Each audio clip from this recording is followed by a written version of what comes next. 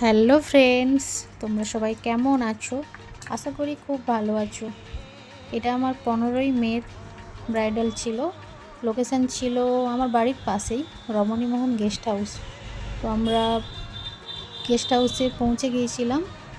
এটা হচ্ছে ব্রাইড।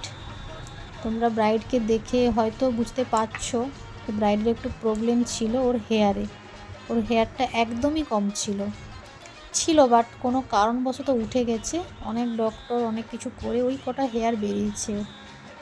ওই জন্য ও বলেছিল আমাকে যে দিদি তুমি হেয়ারে কোনো প্রকার কোনো স্প্রে কম কোনো মেশিন কোনো কিছু ইউজ করা যাবে না, এমনি প্লেন খোঁপা করে দিলেই হবে, তাতেই হবে। সেই জন্য ওর হেয়ারে কোনো কিছুই করা যায়নি। তাই ওর ডিমান্ড একটু আই মেকআপ নিয়েছিল। ওর মন পছন্দ অনুযায়ী আমরা আই মেকআপটা করেছি।